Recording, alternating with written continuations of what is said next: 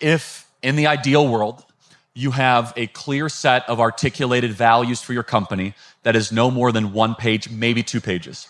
And in the onboarding process of onboarding a Gen Zer, you not just recite it, you get buy-in as to what those values are. We show up on time around here. We tell the truth. We don't blame people for our problems, right? We always try to find a way to make things better, right? You do not bring your personal life into the workplace, right? Ba, ba, ba, ba, ba, ba, ba. While you are onboarding them, you don't just do it, you say, hey, do you have any problem with this? Tell me your feedback. You involve them in that value process. You get them to co-sign it, not just in some procedural way, but to have them have real buy-in. Why does that matter? You have now established a standard of conduct that when they break it, like, hey guys, remember in that onboarding 3 months ago, you said you're not gonna bring your personal life into business? Well, you just did that. So let's talk about why you did that. You need to live up to the standard.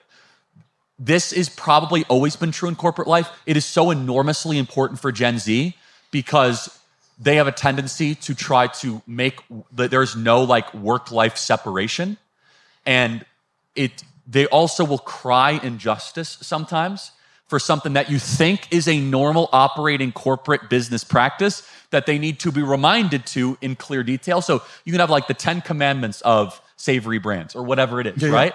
And that process, then there's no wiggle room or excuse. And what it is, it needs to be publicly displayed, right? It needs to be everywhere when you come into work, when you come out of work. So there's no mystery. And again, it can't be 100. It shouldn't be 50. Honestly, you could capture a lot in 10, like tell the truth, don't complain, blah, blah, blah. And again, if there's a problem, be like, I don't think you're a good fit here anymore because you're not living up to the standard that you already agreed to. Yeah, that's great. Right? And then you have to live by it. And here is the key. Your managers and your leaders must also live by those rules.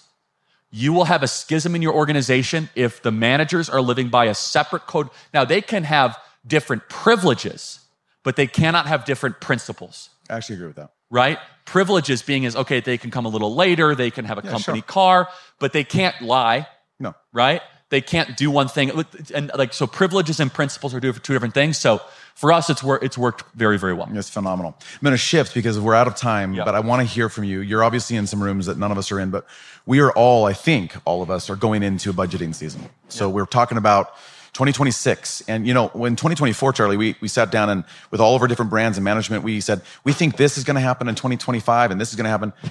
A lot of it didn't happen.